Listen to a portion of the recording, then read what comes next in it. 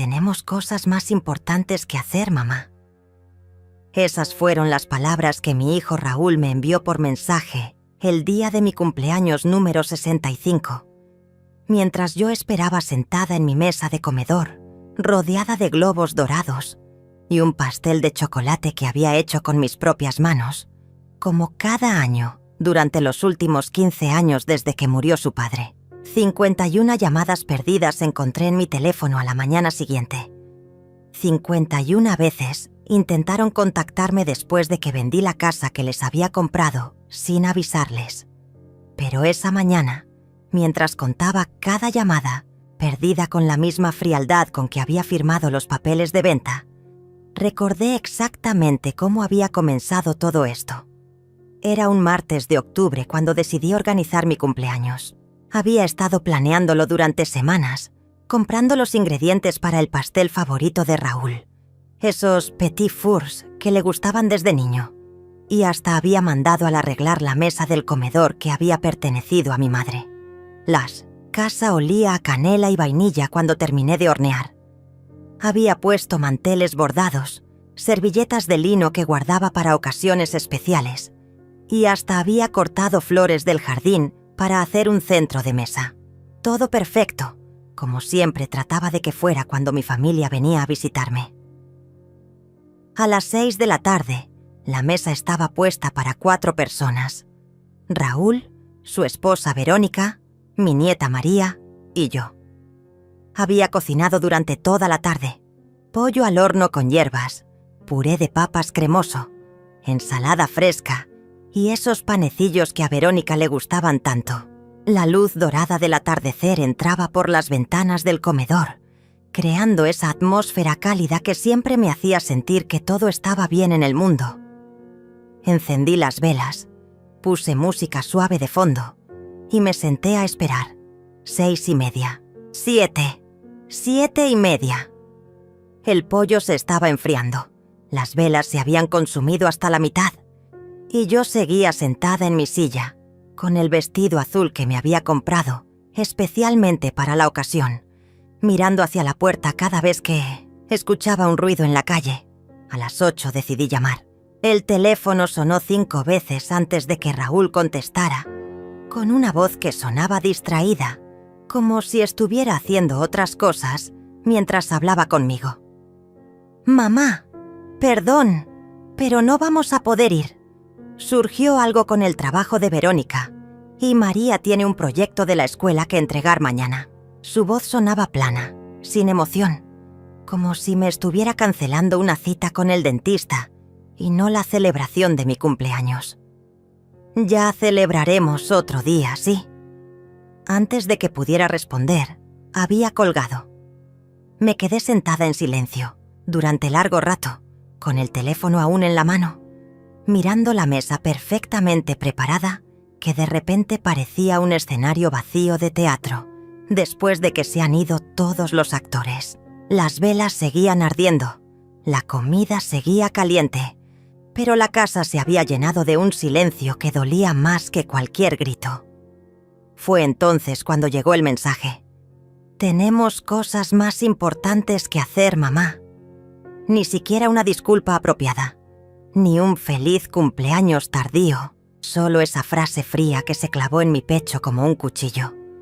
Esa noche, mientras guardaba la comida en recipientes de plástico y apagaba las velas ya consumidas, no lloré. Algo extraño estaba pasando dentro de mí, algo que tardé días en identificar.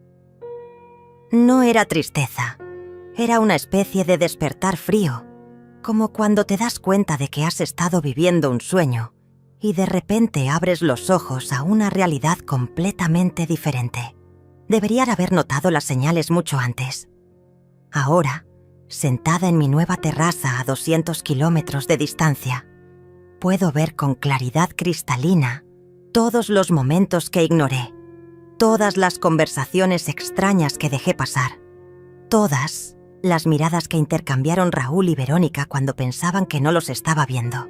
La verdad es que había estado ciega durante meses, tal vez años, creyendo que era la abuela y suegra perfecta, la que siempre estaba disponible, la que nunca decía que no.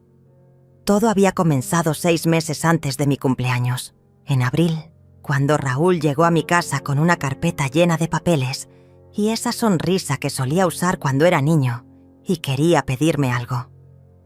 «Mamá, tengo una propuesta que te va a encantar», me dijo, acomodándose en el sofá de la sala mientras Verónica permanecía de pie junto a la ventana, mirando hacia el jardín con una expresión que ahora entiendo era de impaciencia mal disimulada. «Encontramos una casa perfecta para nosotros, pero necesitamos tu ayuda con el enganche», continuó Raúl, extendiendo las manos hacia mí en ese gesto que conocía tan bien. «Es una oportunidad única, mamá. Una casa en el mejor barrio, con jardín para María, cerca de buenas escuelas». Sus ojos brillaban con esa emoción genuina que no había visto en él desde hacía años, y mi corazón de madre se derritió inmediatamente. La casa costaba 150.000 pesos. Ellos tenían ahorrados 30.000, pero necesitaban que yo pusiera los 120.000 restantes. «Solo temporalmente», insistía Verónica, acercándose por fin al sofá con una sonrisa que ahora reconozco como calculada. «En 6 meses te devolvemos todo, con intereses. Raúl acaba de conseguir ese ascenso en la empresa y yo tengo varios proyectos de decoración que están por confirmarse». No dudé ni un segundo. Esa misma tarde fuimos al banco. Saqué el dinero de mis ahorros de toda la vida. Esos pesos que había juntado trabajando de secretaria durante 40 años, limpiando casas los fines de semana, vendiendo tamales en las fiestas del barrio. Todo ese sacrificio silencioso lo entregué sin pensarlo 2 veces, porque veía la felicidad en los ojos de mi hijo, porque quería que mi nieta creciera en una casa bonita, porque creía que eso era lo que hacían las madres, darlo todo por la felicidad de sus hijos. Pero había algo más. Raúl me pidió que firmara algunos papeles para facilitar los trámites legales. «¿Sabes cómo son estos procedimientos, mamá?», me explicó mientras yo firmaba documento tras documento, sin leerlos completamente. «Es solo para que todo quede bien registrado, para evitar problemas con Hacienda». Su voz sonaba tan segura, tan profesional, que confié completamente. Después de todo, él trabajaba en una empresa de bienes raíces. Sabía de estas cosas mucho más que yo. Los primeros meses después de la compra fueron hermosos. Raúl me llamaba cada semana para contarme sobre las mejoras que estaban haciendo a la casa. Me enviaba fotos del jardín que estaban cultivando, de la habitación que habían decorado para María. Verónica incluso me invitó a almorzar un par de veces, mostrándome catálogos de muebles y pidiéndome mi opinión sobre colores de pintura. Me sentía incluida, importante, útil. Pero después de mi cumpleaños, algo cambió radicalmente. Las llamadas se volvieron escasas, distantes. Cuando yo llamaba, siempre estaban ocupados, siempre tenían prisa, siempre había algo más urgente que atender. «Te llamamos después, mamá», se convirtió en la frase más común en nuestras conversaciones, una promesa que rara vez cumplían. Fue María quien, sin saberlo, me dio la primera pista real de lo que estaba pasando. Mi nieta de 16 años apareció en mi casa un sábado por la tarde, con los ojos rojos de haber llorado y una expresión de confusión que me partió el corazón. «Abuela», me dijo, sentándose en la mesa de la cocina donde tantas veces habíamos hecho la tarea juntas. «¿Por qué papá y mamá están hablando de vender tu casa?» «Mi casa. No, nuestra casa. No, la casa que compramos juntos». «Tu casa», había dicho María.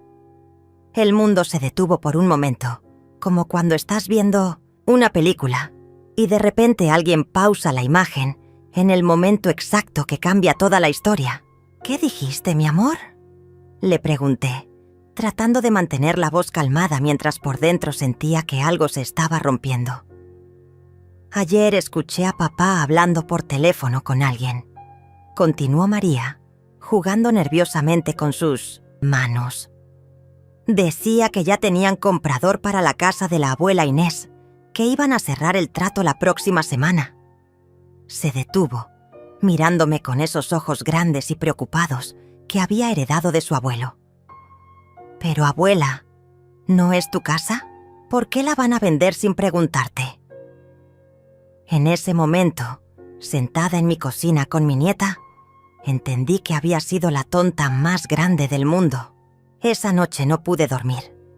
Me quedé despierta hasta las 4 de la madrugada, sentada en mi cama con todos los papeles que había firmado 6 meses atrás, esparcidos sobre la colcha, tratando de entender las palabras que ahora cobraban un significado completamente diferente. Había una lámpara de mesa encendida que proyectaba sombras extrañas sobre los documentos, y mientras más leía, más se me helaba la sangre en las venas. No era solo una compra de casa. Según los papeles que tenía frente a mí, yo había transferido la propiedad completa a nombre de Raúl y Verónica. Mi firma estaba ahí, en cada página, autorizando la transferencia total de los 120.000 pesos, no como un préstamo, sino como una donación. Había firmado papeles que los convertían en los únicos propietarios legales de la propiedad. Yo no era copropietaria. No tenía ningún derecho sobre esa casa.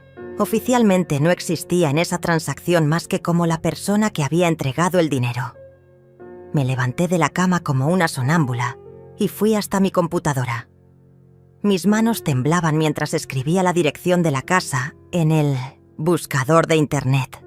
Lo que encontré me quitó el aire de los pulmones. Ahí estaba. Casa en venta, excelente oportunidad. Precio, 180.000 pesos. Las fotos mostraban la casa que yo había pagado, con mejoras y decoraciones que claramente habían costado una fortuna. El jardín lucía espectacular, con plantas nuevas y un sistema de riego automático.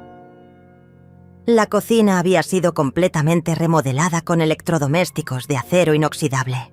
Los pisos habían sido cambiados por mármol italiano. Pero lo que más me dolió fue leer la descripción.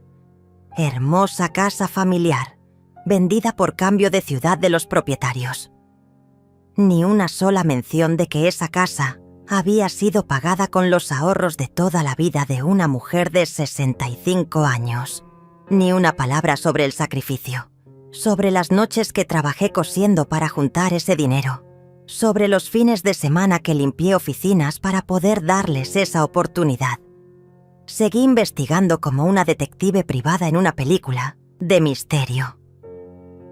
Encontré la página de Facebook de Verónica, que había estado actualizando constantemente con fotos de la casa, presentándola como nuestro hogar perfecto y el resultado de tanto esfuerzo y ahorro.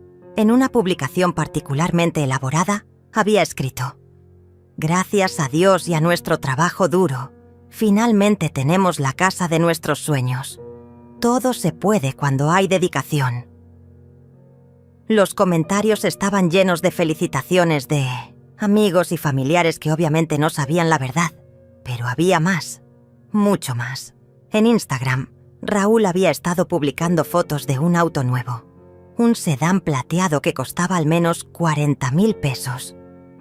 En las historias que aún estaban activas, pude ver fotos de restaurantes caros, de un fin de semana en la playa, de ropa de marca. Todo pagado con el dinero que supuestamente iban a devolverme en 6 meses. A las 5 de la mañana, mientras el sol comenzaba a aparecer por mi ventana, tomé una decisión que cambiaría todo. Iba a confrontarlos, pero no como la madre herida y confundida que había sido hasta ese momento. Iba a llegar preparada, con pruebas, con preguntas específicas, con la frialdad de alguien que finalmente había abierto los ojos. Me bañé, me vestí con mi mejor traje sastre azul marino, el que usaba para las ocasiones importantes, y me maquillé cuidadosamente. Quería verme fuerte, digna, como la mujer que había trabajado toda su vida y merecía respeto. A las 8 en punto, Estaba tocando el timbre de la casa que yo había pagado, pero que legalmente ya no me pertenecía. Verónica abrió la puerta en bata de baño, con una taza de café en la mano y una expresión de sorpresa que rápidamente se transformó en algo parecido a la culpa. «Inés, qué sorpresa tan temprano», me dijo sin invitarme a pasar, bloqueando parcialmente la entrada con su cuerpo. «Raúl ya se fue al trabajo. ¿Necesitabas algo específico?» «Sí», le respondí con una calma que me sorprendió a mí misma. «Necesito hablar sobre la venta de mi casa». Su rostro se puso pálido instantáneamente y la taza de café tembló ligeramente en su mano.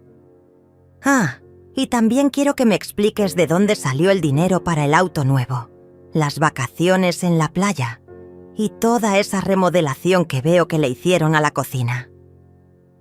En ese momento, supe que ella sabía que yo sabía. Y también supe que la guerra apenas estaba comenzando.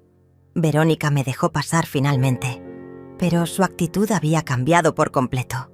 Ya no era la nuera sonriente que me pedía consejos sobre decoración.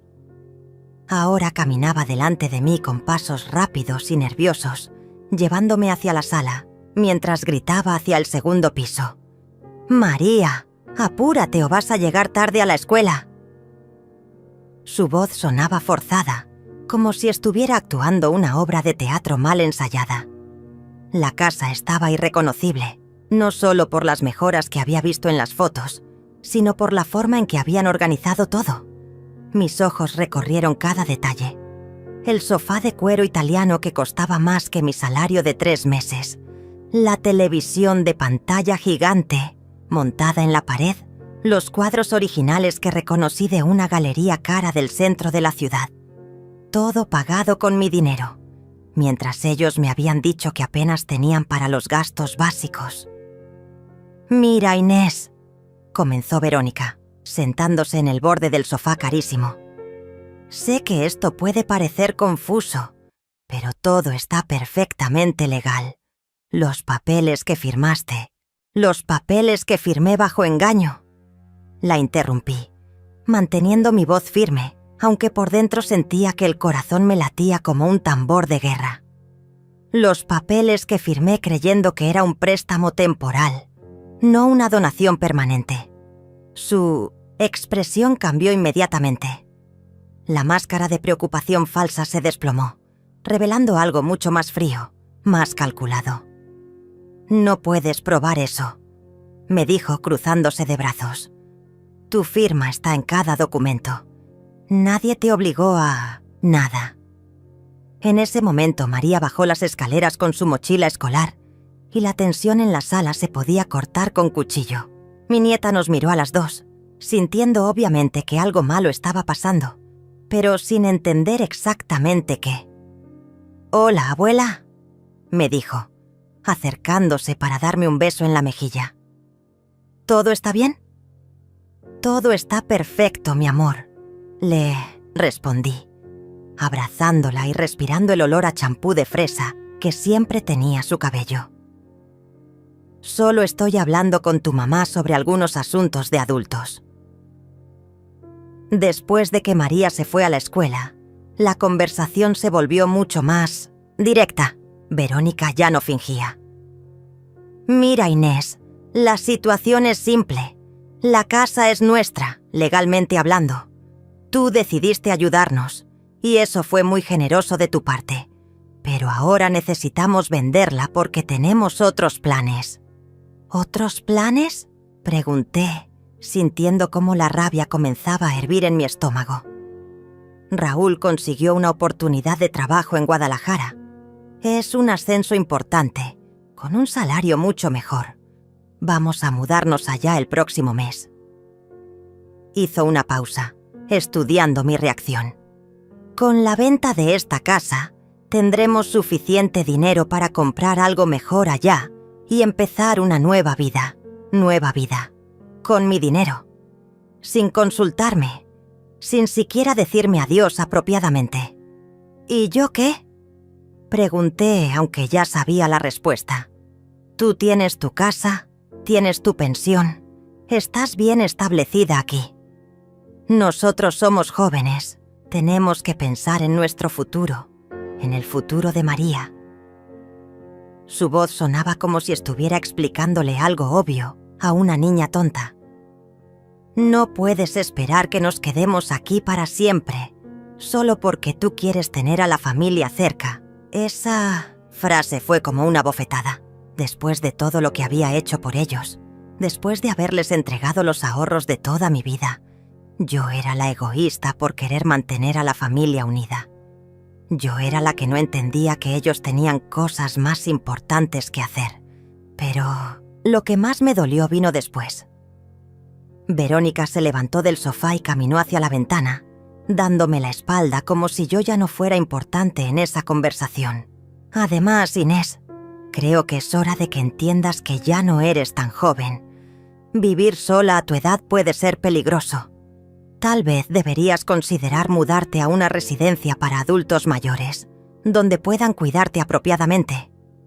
El silencio que siguió fue ensordecedor.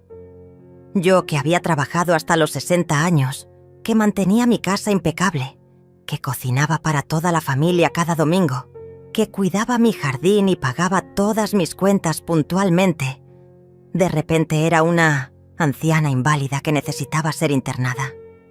Me levanté del sofá con toda la dignidad que pude reunir.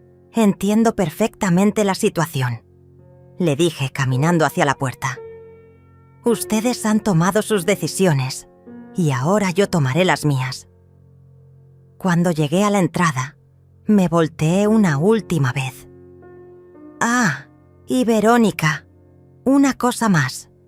Esta conversación me ha aclarado muchas cosas, especialmente sobre el tipo de personas que realmente son.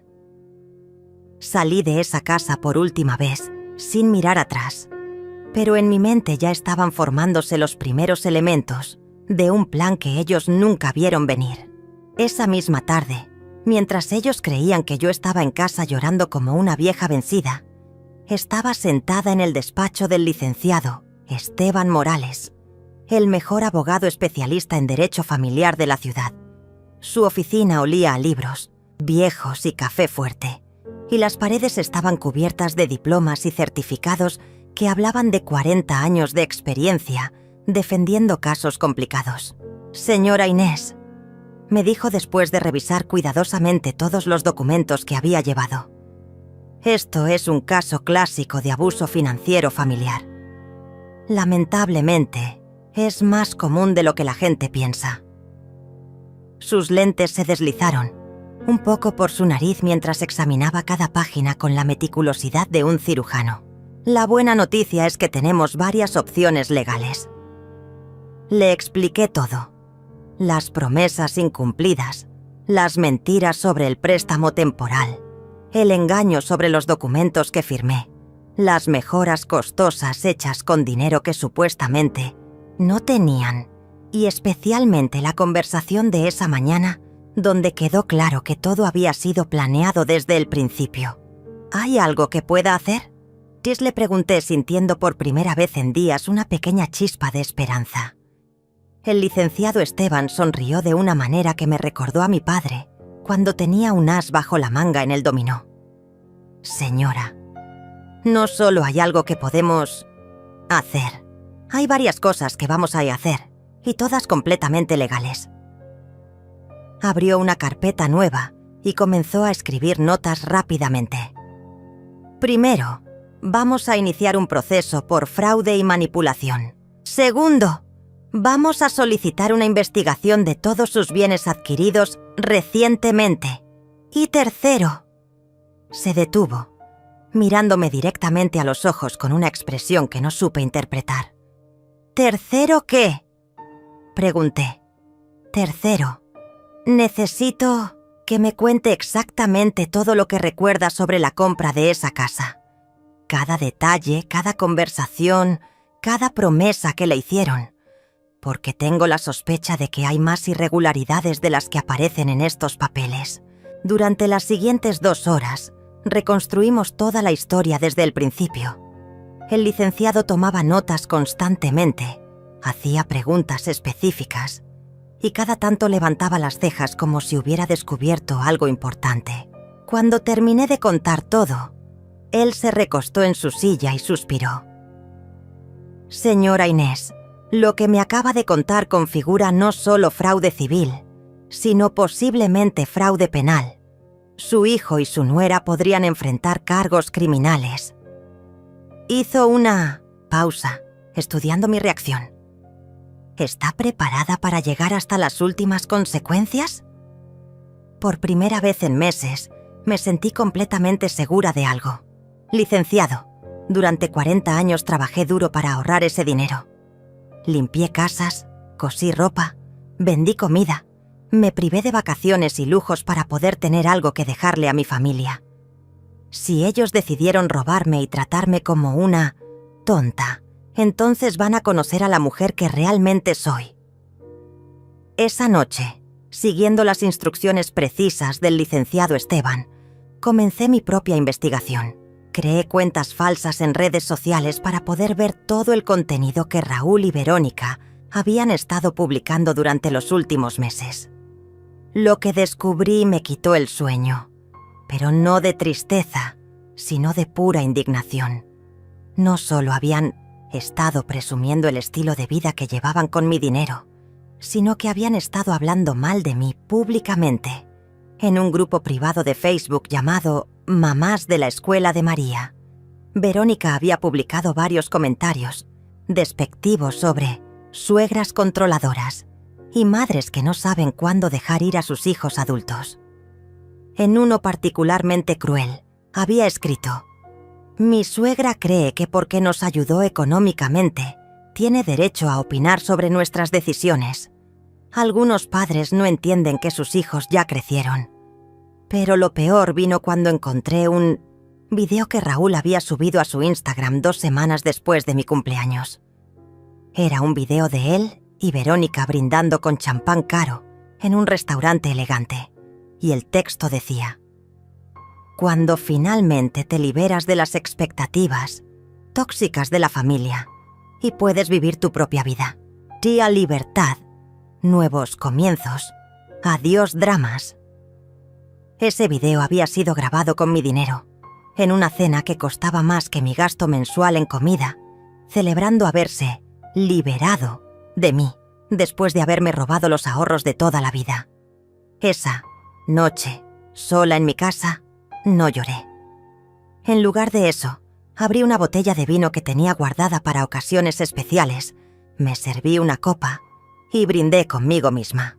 Por la mujer que va a demostrarles lo que realmente significa tener cosas más importantes que hacer, dije en voz alta, y me bebí el vino saboreando cada gota como si fuera el primer trago de mi nueva vida. Al día siguiente, el licenciado Esteban me llamó temprano. Señora Inés, tengo noticias, muy buenas noticias. Resulta que su hijo y su nuera cometieron un error muy grave. Me explicó el licenciado Esteban, con una voz que sonaba como música celestial para mis oídos. Cuando registraron la venta de la propiedad, lo hicieron antes de cumplir el plazo mínimo requerido por ley para transferencias familiares. Técnicamente la venta es nula hasta que se cumplan 6 meses completos desde la transferencia original. Mi corazón comenzó a latir más rápido. ¿Qué significa eso exactamente? Significa que usted, como donante original, tiene derecho legal a revocar la transferencia y recuperar la propiedad durante las siguientes 48 horas. Después de eso, el comprador actual tendrá derechos adquiridos. Su voz se volvió más seria. Señora Inés, si vamos a actuar, tiene que ser ahora mismo. No lo pensé ni un segundo. Hágalo. Haga todo lo que sea necesario. Las siguientes horas fueron un torbellino de papeles, firmas y llamadas telefónicas. El licenciado Esteban movió contactos en el registro público, en los juzgados y hasta en la oficina del notario que había autorizado la venta original. Para las 6 de la tarde de ese mismo día, la casa había vuelto legalmente a mi nombre. Pero el verdadero golpe maestro vino después. Ahora, me dijo el licenciado con una sonrisa que hubiera hecho temblar a cualquier abogado contrario, vamos a vender esta propiedad inmediatamente, antes de que ellos se enteren de lo que pasó. Tengo un cliente que ha estado buscando exactamente este tipo de casa y está dispuesto a pagar 190,000 pesos en efectivo, cerrando mañana por la mañana. Esa noche no dormí, pero no por ansiedad, sino por pura adrenalina. Estaba experimentando algo que no había sentido en años, el poder de tomar control de mi propia vida. Mientras ellos dormían tranquilos en la casa que creían que ya habían vendido, yo estaba despierta organizando mi venganza perfecta. A las 8 de la mañana siguiente, estaba de nuevo en el despacho del licenciado Esteban, firmando los papeles de venta. El comprador era un empresario joven que necesitaba mudarse urgentemente por motivos de trabajo y que había pagado el precio completo sin regatear ni pedir descuentos. Para las 10 de la mañana, 190,000 pesos estaban depositados en mi cuenta bancaria. ¿Qué sigue ahora?, le pregunté al licenciado, sintiendo una mezcla de triunfo y nerviosismo. Ahora esperamos, me respondió, guardando cuidadosamente todos los documentos en una carpeta marcada con mi nombre. La ley requiere que se les notifique oficialmente sobre el cambio de propiedad. Esa notificación llegará a su casa esta tarde. Decidí ir a almorzar a un restaurante elegante del centro. Uno de esos lugares donde nunca me había atrevido a entrar porque me parecían demasiado caros. Pedí el platillo más caro del menú, una botella de vino blanco y postre. Por primera vez en años, me sentí como una mujer importante, como alguien que merecía ser tratada con respeto y consideración. Mientras saboreaba mi comida, mi teléfono comenzó a vibrar. Primero un mensaje de texto de Raúl. Mamá, necesitamos hablar urgentemente. Ven a la casa ahora mismo. Luego otro. Mamá, contesta el teléfono. Y otro. Esto es serio. Algo está pasando con la casa. No contesté ninguno. En lugar de eso, pedí un café y un pedazo de pastel de chocolate y me quedé sentada disfrutando de mi almorzar mientras mi teléfono no dejaba de sonar. Para las 3 de la tarde tenía 23 llamadas perdidas y 18 mensajes de texto, cada uno más desesperado que el anterior. Mamá, por favor, tenemos que hablar. No entendemos lo que está pasando. El notario dice que ya no somos los propietarios. Mamá, contesta, por favor. Finalmente decidí contestar. No porque sintiera lástima, sino porque quería escuchar sus voces cuando se dieran cuenta de que la madre tonta e indefensa que habían creído poder manipular ya no existía. Hola, Raúl, le dije con una voz tan calmada que me sorprendió a mí misma. Mamá, gracias a Dios que contestas. ¿Dónde estás? Necesitamos que vengas ahora mismo. Hay un problema enorme con la casa. No hay ningún problema, le respondí, tomando un sorbo de mi café. La casa se vendió esta mañana, tal como estaba planeado. El silencio al otro lado de la línea fue tan largo que pensé que se había cortado la llamada. ¿Qué dijiste?, preguntó finalmente, con una voz que apenas reconocí. Dije que la casa se vendió por 190,000 pesos. Un buen precio, ¿no te parece? Pero mamá, esa es nuestra casa. Nosotros ya la habíamos vendido. Tenemos un contrato firmado. Tenían un contrato firmado, lo corregí. Pero resulta que ese contrato era ilegal. Y como la casa volvió a ser legalmente mía, yo decidí venderla a quien me diera la gana.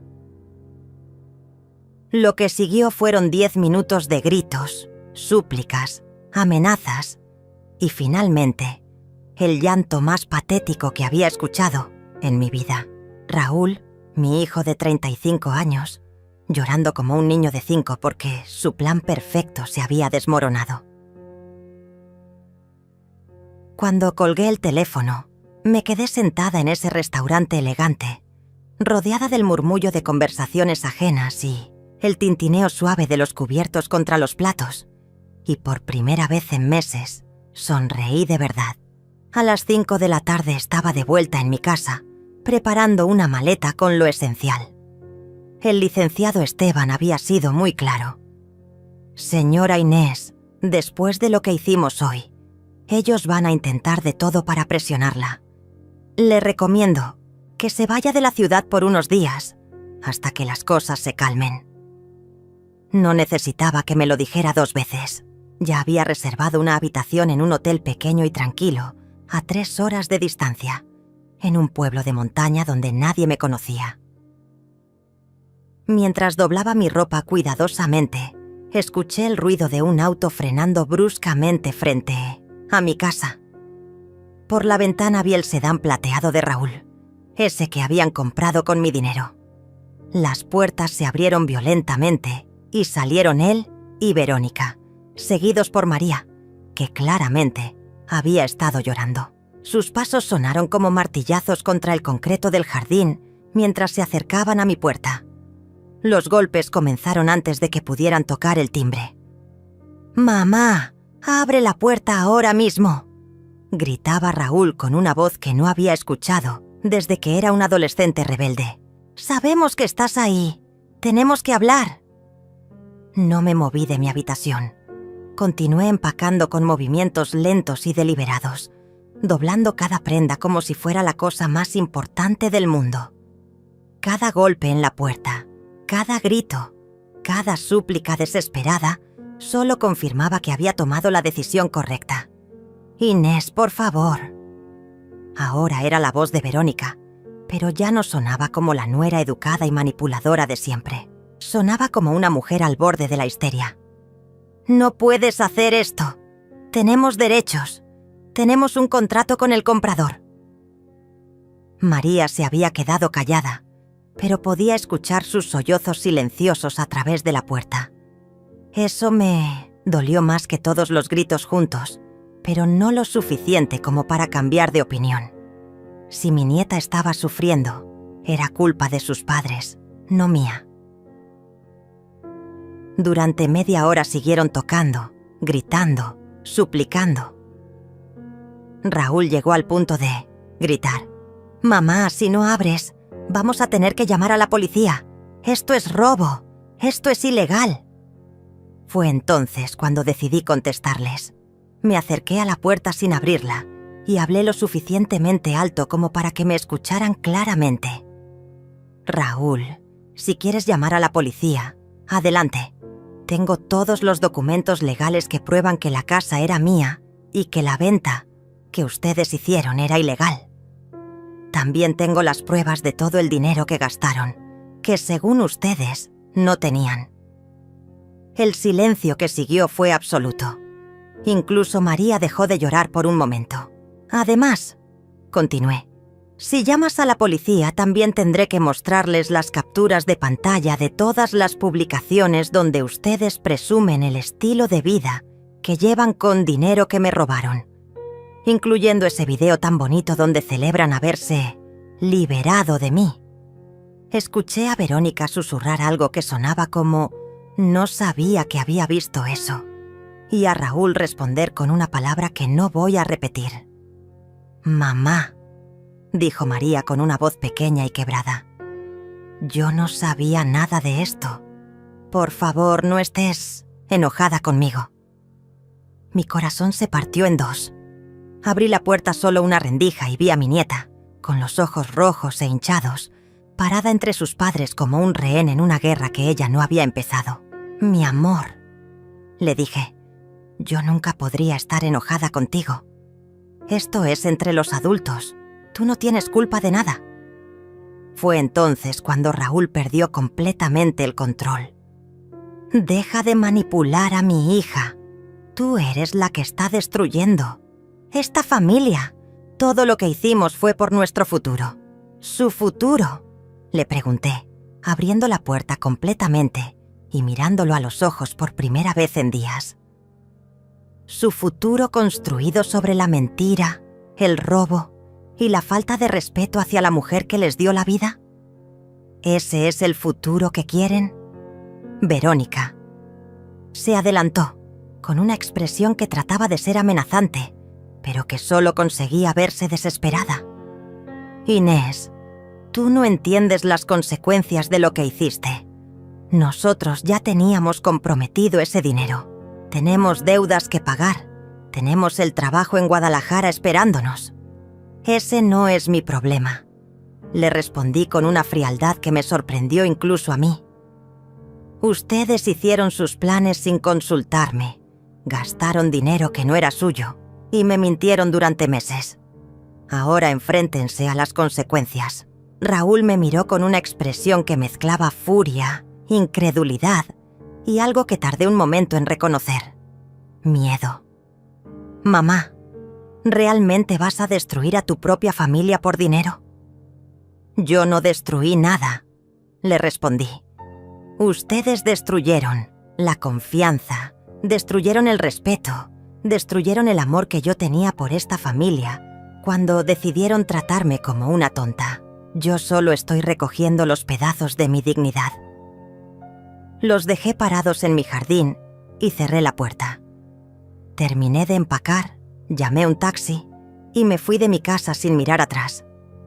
En el taxi, mientras veía por la ventana cómo se alejaba mi barrio, mi casa, mi vida anterior, me sentí como una mariposa que acaba de salir de su capullo. El hotel en las montañas era exactamente lo que necesitaba. Pequeño, silencioso, con una vista espectacular del valle y un personal que no hacía preguntas. Mi habitación tenía un balcón con 2 sillas de mimbre y una mesa pequeña donde podía tomar mi café matutino mientras contemplaba un paisaje que parecía sacado de una postal. Por primera vez en meses, no tenía prisa por hacer nada. No tenía que cocinar para nadie más que para mí. No tenía que preocuparme por las necesidades de otros.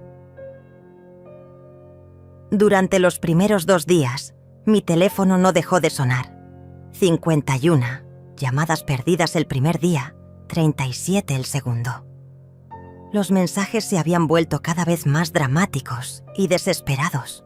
Raúl había pasado de la furia a la súplica y finalmente a las amenazas veladas.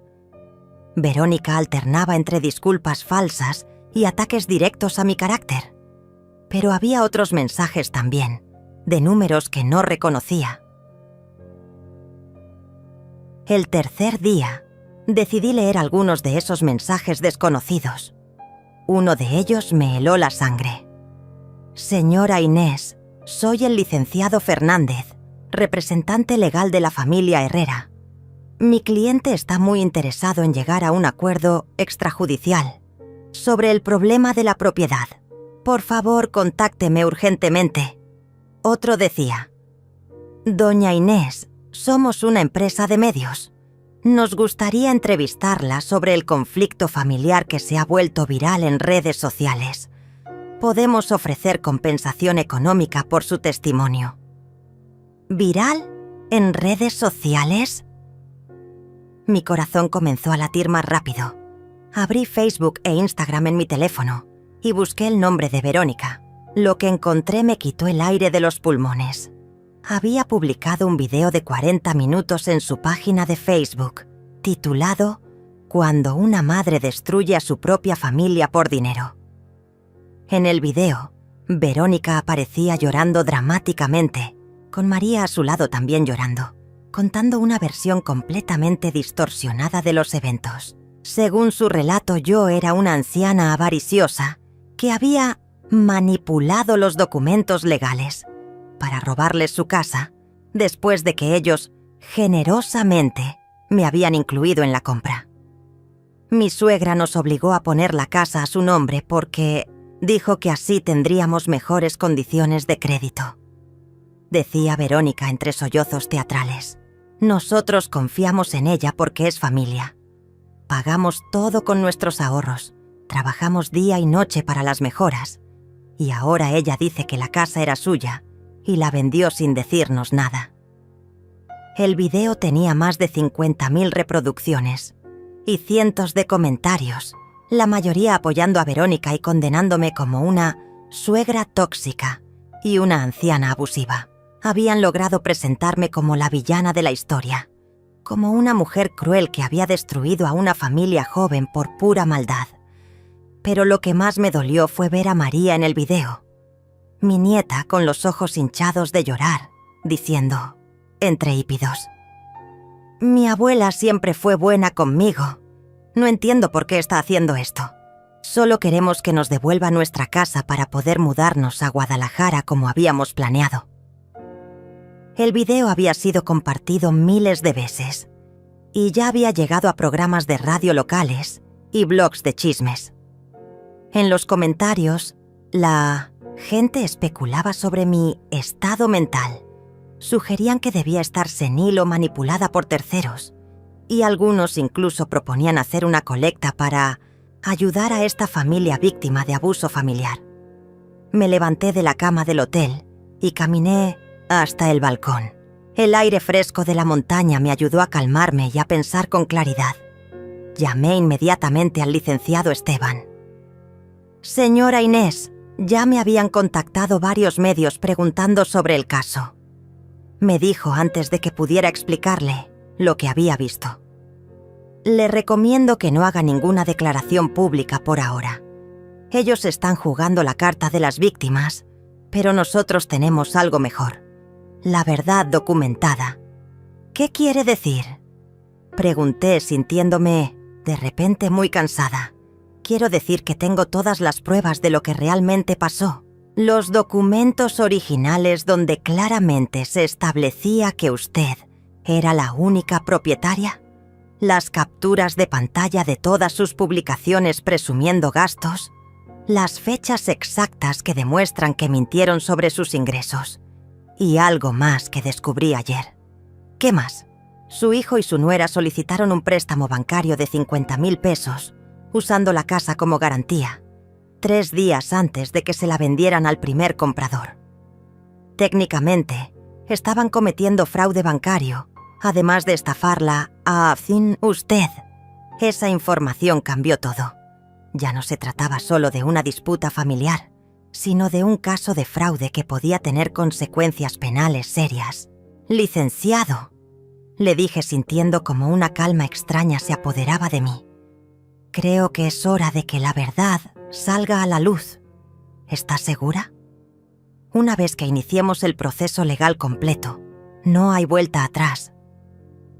Miré hacia el valle desde mi balcón, donde el sol de la tarde pintaba las montañas de color dorado, y pensé en todos los años que había trabajado en silencio, sacrificado en silencio, amado en silencio. Había llegado el momento de que mi voz fuera escuchada. «Estoy segura», le respondí. «Haga todo lo que sea necesario». 3 meses después, estaba sentada en la terraza de mi nueva casa, en un pueblo costero a 4 horas de mi antigua vida, viendo el amanecer sobre el océano mientras tomaba mi café de la mañana. La casa era pequeña pero perfecta. 2 habitaciones, una cocina con ventana al mar y un jardín donde había plantado rosas, lavanda y hierbas aromáticas. La había comprado con el dinero de la venta y aún me sobraba lo suficiente para vivir cómodamente durante muchos años. El proceso legal había terminado la semana anterior. Raúl y Verónica enfrentaron cargos por fraude bancario y fueron sentenciados a pagar una multa considerable y a cumplir servicios comunitarios. El trabajo en Guadalajara se esfumó cuando la empresa se enteró del escándalo legal. El video viral de Verónica fue eliminado después de que el licenciado Esteban presentó las pruebas reales del caso y varios de los medios que habían reproducido la historia tuvieron que publicar rectificaciones. Pero mi victoria no había sido gritada ni celebrada con fanfarria. Había sido vivida en silencio, como corresponde a las victorias verdaderas. María me había enviado una carta 2 semanas atrás, una carta manuscrita de 6 páginas, donde me pedía perdón por haber participado en el video sin conocer toda la verdad. «Abuela», escribía con su letra cuidadosa de adolescente. Ahora entiendo que mis padres me mintieron sobre muchas cosas. No sabía que la casa la habías pagado tú completamente. No sabía que te habían engañado con los documentos. No sabía que habían estado gastando tu dinero en cosas innecesarias. Me siento terrible por haber aparecido en ese video diciendo cosas que no eran ciertas. La carta continuaba explicando que había decidido irse a vivir con su tía Norma, la hermana de Verónica, porque ya no soportaba el ambiente tóxico en su casa. Mis padres no dejan de pelear, de culparse mutuamente y de culparte a ti por todo lo que les está pasando.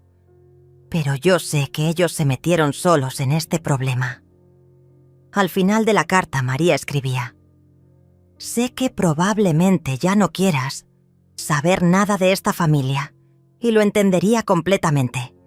Pero si algún día me perdonas y quieres verme, estaré esperando. Te amo, abuela, y siento mucho todo lo que te hicimos pasar. Esa carta me había hecho llorar por primera vez en meses, pero no de tristeza, sino de alivio. Mi nieta, la única persona inocente en toda esta historia, había logrado ver la verdad por sí misma. Le había respondido inmediatamente, invitándola a visitarme en mi nueva casa durante las vacaciones de verano. Quería enseñarle mi jardín, cocinar con ella en mi nueva cocina, caminar juntas por la playa al atardecer. Quería demostrarle que el amor verdadero sobrevive a las mentiras y la manipulación. Raúl nunca me pidió perdón. En los últimos mensajes que me envió antes de que cambiara mi número de teléfono, seguía culpándome por haber destruido a la familia y por ser una madre egoísta.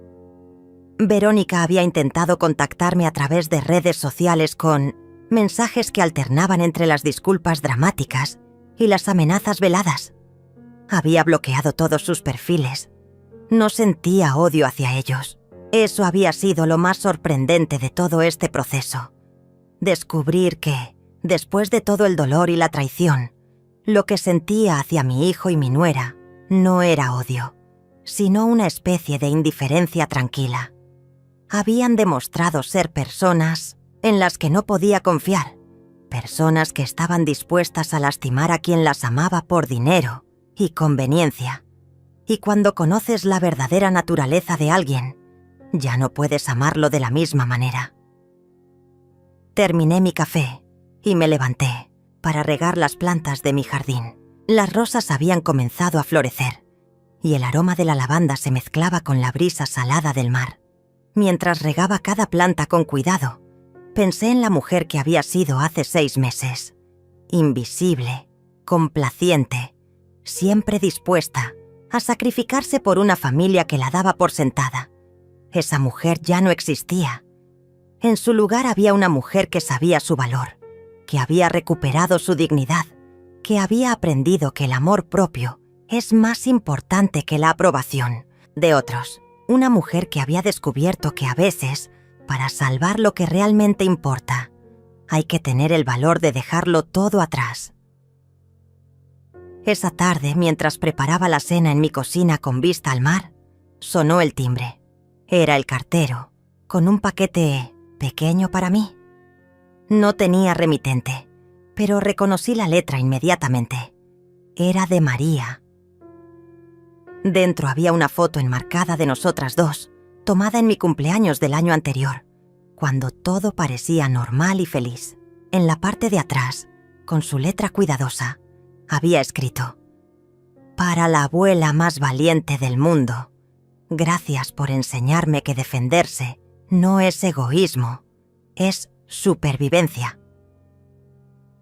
Coloqué la foto en la repisa de la ventana de la cocina, donde podía verla mientras cocinaba. Luego encendí la radio, puse música suave y continué preparando mi cena.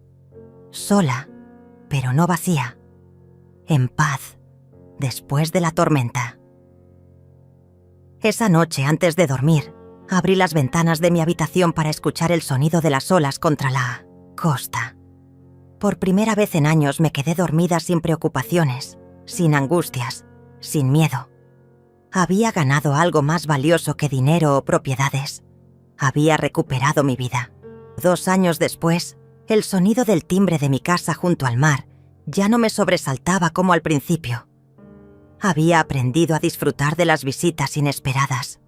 El vendedor de pescado fresco que pasaba cada martes, la señora Elena, que vivía 2 casas más abajo y que se había convertido en mi compañera de tardes de té, o los niños del vecindario que venían a pedirme naranjas de mi árbol del jardín. Pero esa mañana de sábado, cuando abrí la puerta, me encontré con una sorpresa que me quitó el aliento. María estaba parada en mi entrada, pero ya no era la adolescente confundida y lastimada que había visitado durante las vacaciones. Era una joven mujer de 18 años, con una sonrisa radiante y una maleta en la mano. «Hola, abuela», me dijo, y su voz sonaba diferente, más madura, más segura. «Vengo a pedirte un favor muy grande». La hice pasar y preparé café mientras ella se acomodaba en el sofá de la sala, el mismo lugar donde habíamos pasado tantas horas durante sus visitas anteriores, hablando sobre la vida, sobre los errores, de sus padres, sobre sus sueños de estudiar veterinaria y trabajar con animales marinos. Conseguí una beca completa para estudiar biología marina en la Universidad de la capital, me dijo, con los ojos brillando de emoción. «Es todo lo que siempre quise, abuela. Pero la universidad está a solo 1 hora de aquí y me preguntaba si podría quedarme contigo mientras estudio. Prometo no ser una molestia. Puedo ayudar con los gastos trabajando los fines de semana. Puedo cocinar, limpiar». No la dejé terminar. Me levanté del sofá y la abracé con una fuerza que me sorprendió a mí misma. «Mi amor», le dije sintiendo como las lágrimas se agolpaban en mis ojos. «Esta casa se siente vacía sin ti. Por supuesto que puedes quedarte». Esa tarde, mientras ayudaba a María a acomodar sus cosas en la habitación que había estado esperándola durante 2 años, me contó sobre su vida con la tía Norma, sobre cómo había terminado la preparatoria con excelentes calificaciones, sobre cómo había trabajado medio tiempo en una clínica veterinaria para ahorrar dinero, y sobre algo que me partió el corazón. Hacía más de 1 año que no hablaba con sus padres. Después de todo lo que pasó, trataron de manipularme para que los ayudara a conseguir dinero de ti, me explicó mientras colgaba su ropa en el armario. Me pidieron que te escribiera cartas pidiéndote que les dieras una segunda oportunidad, que les prestaras dinero para un nuevo negocio. Cuando me negué, comenzaron a tratarme como si fuera la enemiga. Se sentó en la cama y me miró con una tristeza que no había visto en sus ojos desde hacía mucho tiempo. «Abuela, ¿crees que soy mala persona por no querer tener relación con mis propios padres?» Me senté a su lado y tomé sus manos entre las mías. «Mi niña», le dije, «a veces las familias que elegimos son más importantes que las familias en las que nacemos. Tú elegiste la honestidad sobre la lealtad ciega. Elegiste tu futuro sobre su manipulación. Eso no te hace mala persona. Te hace una persona fuerte». Esa noche preparé una cena especial para celebrar que María estaría viviendo conmigo. Mientras cocinábamos juntas en mi pequeña cocina, me di cuenta de algo hermoso. Durante los 2 años que había vivido sola, había aprendido a ser feliz por mí misma, pero tener a María de vuelta no me hacía sentir dependiente o necesitada. Me hacía sentir completa de una manera diferente, como cuando compartes algo bueno que ya tienes, no como cuando buscas algo que te falta. Durante la cena, María me contó sus planes académicos, sus sueños de trabajar en conservación marina, sus esperanzas de hacer una diferencia en el mundo. La escuchaba hablar con la misma admiración que había sentido cuando era pequeña y me contaba sobre los libros que leía, pero ahora su pasión tenía dirección y propósito. «Abuela», me dijo mientras lavábamos los platos juntas, «hay algo que nunca te dije pero que pienso todos los días. ¿Qué es, mi amor? Gracias por enseñarme que está bien decir que no, que está bien poner límites, que está bien alejarse de las personas que te lastiman, aunque sean familia. Hizo una pausa, secando cuidadosamente un plato antes de continuar. Si no hubiera visto cómo tú te defendiste, creo que nunca habría tenido el valor de alejarme de mis padres cuando empezaron a ser tóxicos conmigo también. Esa noche, después de que María se durmió en su habitación, salí a la terraza con una taza de té de manzanilla y me senté a contemplar el océano bajo la luna llena. El sonido de las olas era mi música favorita ahora, una sinfonía constante que me recordaba que la vida, como el mar, siempre está en movimiento, siempre cambiando, siempre ofreciendo nuevas posibilidades. Pensé en la mujer que había sido, 4 años atrás, sentada en una mesa de cumpleaños vacía, esperando a una familia que nunca llegó. Esa mujer había sido quebrada por la traición, pero de esa fractura había nacido alguien completamente nuevo. Una mujer que sabía que el amor verdadero no requiere sacrificio de la dignidad propia, que las relaciones sanas se construyen sobre respeto mutuo, no sobre obligación familiar.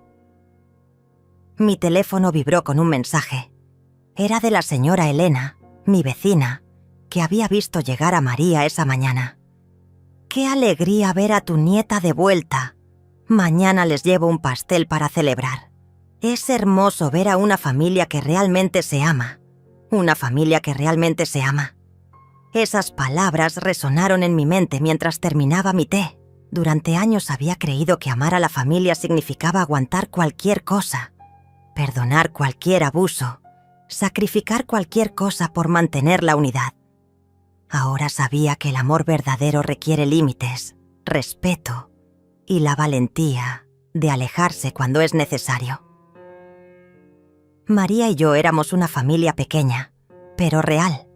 Una familia construida sobre elección mutua, sobre cariño genuino, sobre el deseo compartido de crecer y ser mejores personas. No necesitábamos a nadie más para ser completas. Antes de entrar a la casa, eché un último vistazo al océano.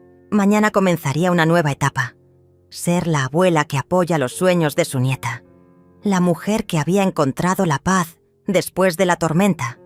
La persona que había aprendido que a veces, para salvar lo que realmente importa, hay que tener el coraje de dejarlo todo atrás.